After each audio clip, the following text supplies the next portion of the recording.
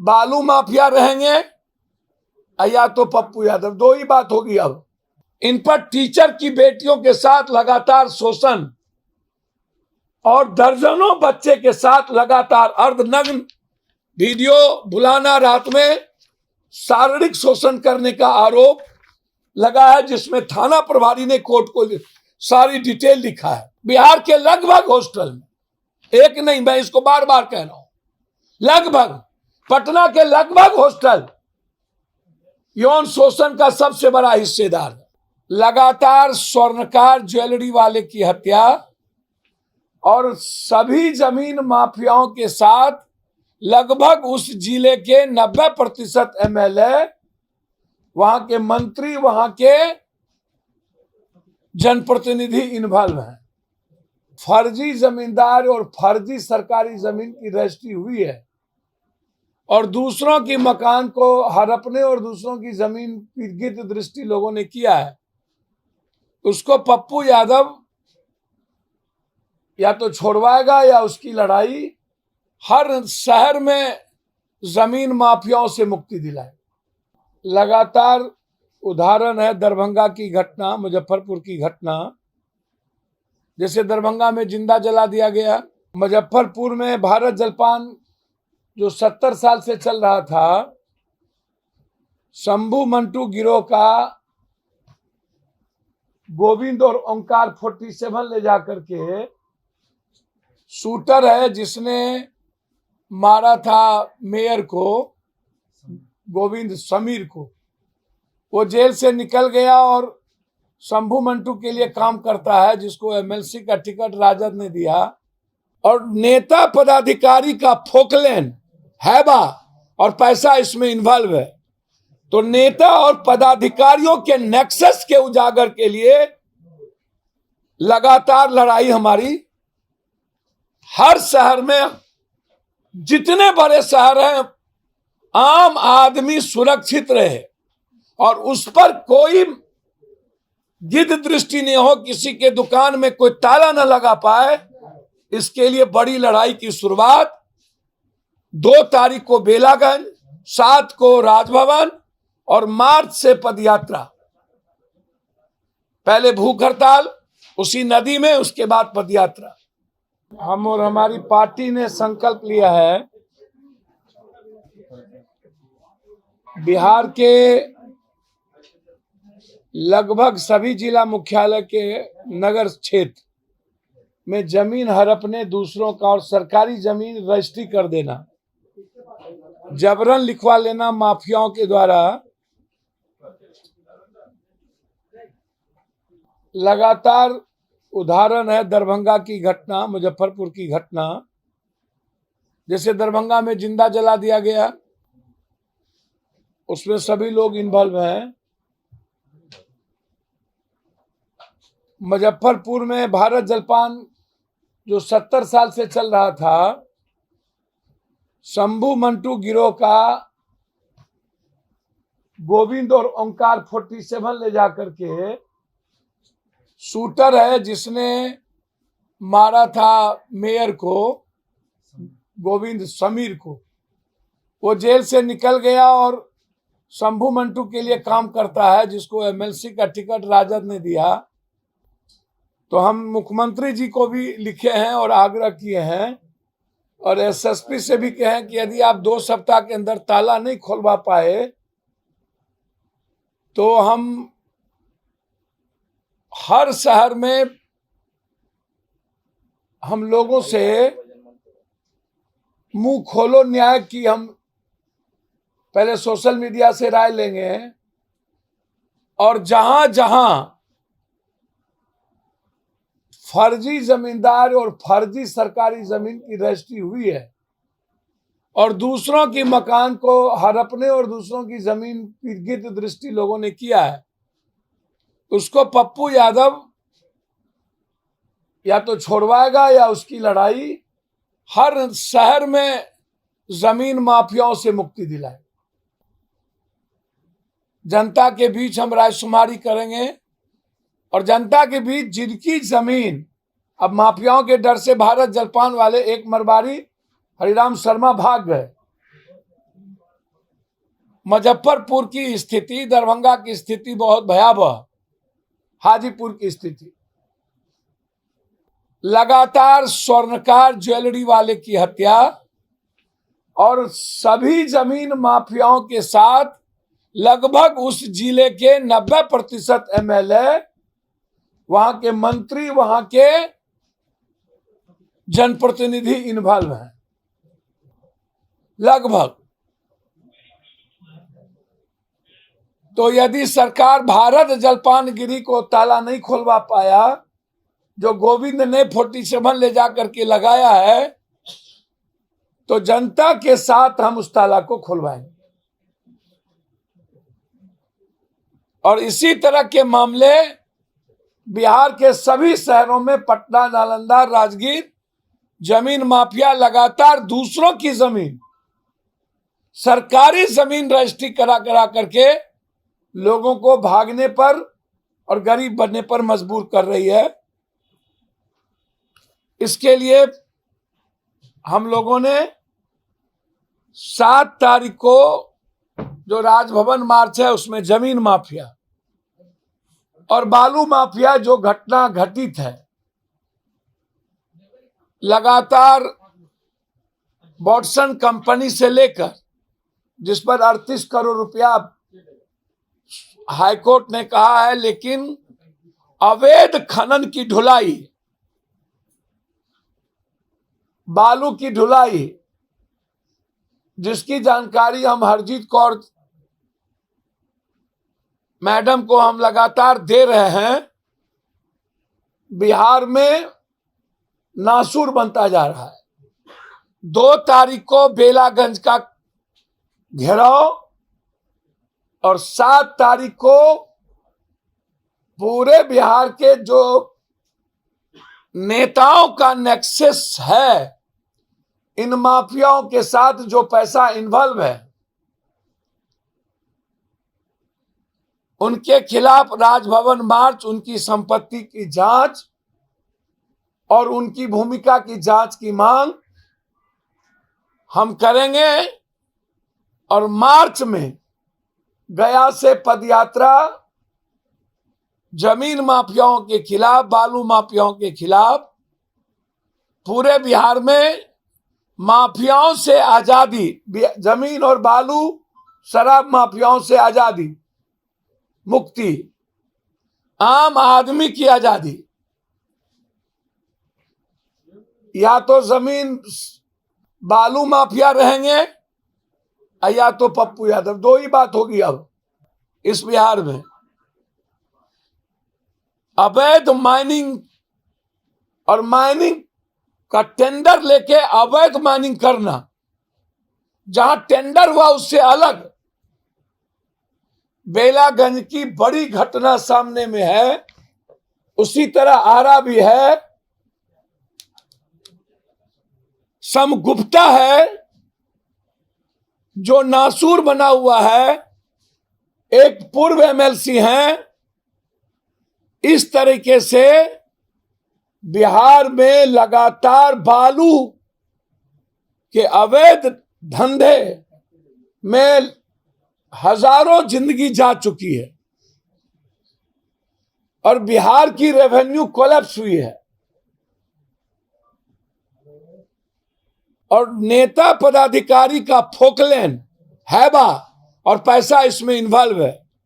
तो नेता और पदाधिकारियों के नेक्सस के उजागर के लिए लगातार लड़ाई हमारी हर शहर में, जितने बड़े शहर हैं, आम आदमी सुरक्षित रहे और उस पर कोई गिद्ध दृष्टि नहीं हो, किसी के दुकान में कोई ताला न लगा पाए। इसके लिए बड़ी लड़ाई की शुरुआत 2 तारीख को बेलागंज, 7 को राजभवन और मार्च से पदयात्रा। पहले भूख हड़ताल उसी नदी में, उसके बाद पदयात्रा। हमने संकल्प लिया है गया, मगध के इन माफियाओं और मुजफ्फरपुर, अब मेरा दूसरी आर्थिक राजधानी गया और मुजफ्फरपुर और दरभंगा, यहीं से इन आजादी की शुरुआत हम करेंगे।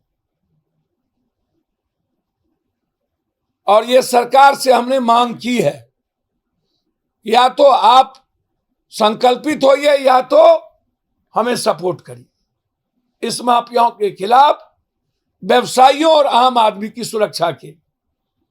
बिहार में सभी व्यवसायियों को राइफल का लाइसेंस देने का हमने मांग उठाया, क्योंकि बिहार से व्यवसायी पलायन करने को तैयार अब हो गए, नहीं कर पाएंगे। तीसरी चीज, नरेंद्र मोदी जी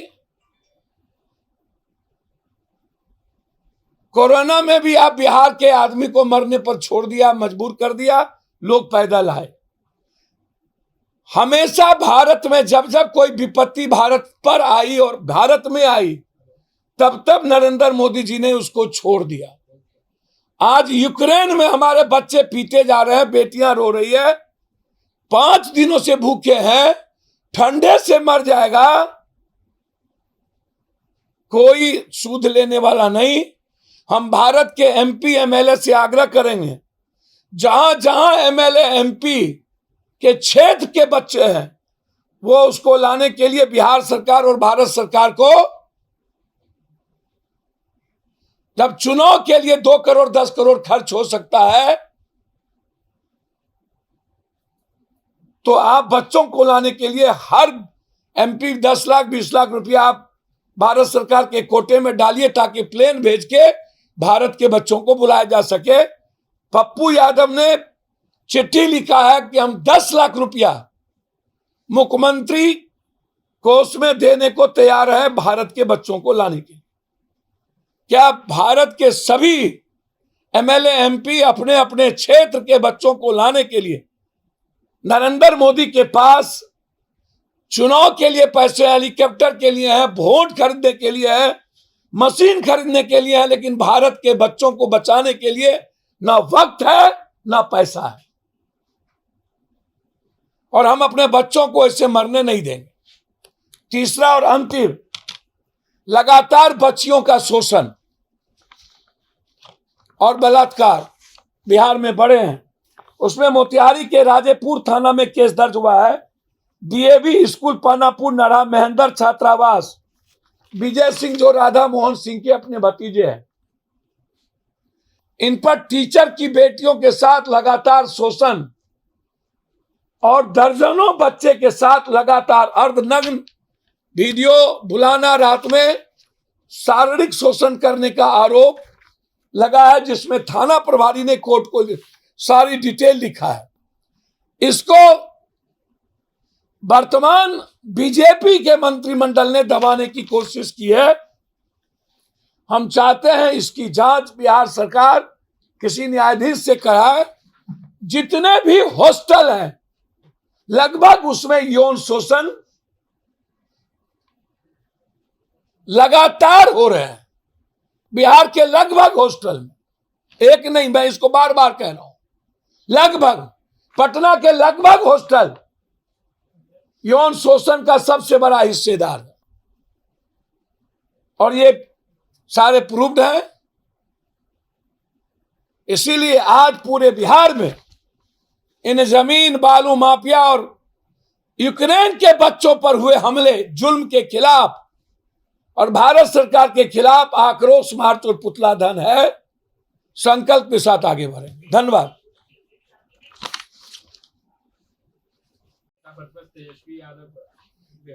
देखिए, एक बात सुनिए, मैं किसी का ठेकेदारी नहीं लिया हूं। लोग अपने मियां मिट्ठू आकाश सूरज को दीप दिखाना कभी कहेंगे कांग्रेस का कोई मुराद नहीं, बिहार में कोई कांग्रेसी का औकात नहीं। तो लालू यादव के बगैर आरजेडी का न कोई औकात था, न औकात है, न आरजेडी का किसी का औकात हो। कांग्रेस से आरजेडी सुरक्षित रही है शुरू से, और जमीन की राजनीति आरजेडी लालू यादव के बाद कोई भी पार्टी, और आरजेडी को तो 75 एमएलए होने के बाद सदन में जब विपक्ष का नेता अपने विधायक और विधायिका को नहीं बचा पाया, अपने वर्कर की बात और बिहार की जनता पानी बार स्टूडेंट पर लाठी चली जब ट्वीट नहीं किया, तो इतने बड़े ना समझ व्यक्ति के बारे में मैं कुछ नहीं कहूंगा। बिहार के लिए ऐसे कोई भी नेता नासूर है। 75 एमएलए वो कोई सवाल नहीं है। कांग्रेस के हर वर्कर की वजूद है। हर वर्कर से राहुल गांधी जी, प्रियंका जी और सोनिया जी है, कांग्रेस वर्कर को तवज्जो देती है। कांग्रेस ही एक डेमोक्रेटिक पार्टी है जो नीचे से ऊपर जाती है, ऊपर से नीचे नहीं। ये बीजेपी नहीं है। इसीलिए उनके बारे में बजट, आज बजट है, हम उम्मीद करते हैं बजट में सबसे ज्यादा खर्चा गर्ल्स हॉस्टल, कल्याण छात्रावास, अल्पसंख्यक छात्रावास, अत्यंत पिछड़ा छात्रावास, टीचर पर ममता, आशा, जीविका जिसको लेके नीतीश जी समाज सुधार की बात करते हैं, सीसीटीवी कैमरा, अपराध पर अंकुश लगाने के लिए बजट और हेल्थ और एजुकेशन पर अधिक बजट, रोजगार कैसे डेवलप किया जाए, या घरल शकल की बात करने वाला और आंख मिचौली, नीति आयोग के मुताबिक बिहार सबसे निचले पदान पर, मानव सूचांक नीति आयोग के मुताबिक मिनिमम 800, मैक्सिमम 1300, 1800, और आप कह रहे हैं कि 4000 से 3000 के बीच। तो बजट आंख मिचौली वाला नहीं हो। बजट कंप्लीट मजदूरों के पलायन को रोकना, बजट कंप्लीट खाद जो आज गायब है और किसानों से जो संबंधित मुद्दे हैं, यह इंपॉर्टेंट है कि बिहार के हेल्थ और एजुकेशन पर बजट, फार्मर्स और मजदूरों पर बजट का क्या स्वरूप है, पलायन रोक पाएंगे कि नहीं। आज यूक्रेन में या बाहर बच्चे इसीलिए पढ़ने जाते हैं कि बिहार और बिहार के बाहर भारत के बच्चों के लिए इंजीनियरिंग और मेडिकल की पढ़ाई बाहर से 6 गुना ज्यादा पैसा लगता है, और यहां टफ है। पैसे लगने के बावजूद भी हम समय पर पास करके नौकरी नहीं कर पाते, इसीलिए भारत के बच्चे बाहर जाते हैं। भारत के बजट में भी इस बार डिजिटल कॉलेज के अलावे एजुकेशन पर कोई बजट नहीं था। तो क्या जीडीपी का 15%, 16% बजट क्या एजुकेशन और 16% क्या हेल्थ पर आ जाएगा? यह सवाल हमारा बहुत क्लियर है कि पूंजी निवेश का क्या होगा। हम चाहते हैं कि इसी बजट में जाति जनगणना के लिए आप कितना पैसा दिए इसको तय कर दीजिए, और इसी बजट में शराब पर आप हेलीकॉप्टर, टीचर, ड्रोन, आपका प्रयास सही है, लेकिन बगैर बिहार के 14 करोड़ के इकोनॉमिकल फ्रीडम, उसकी सुरक्षा, बेटियों की सुरक्षा के साथ साथ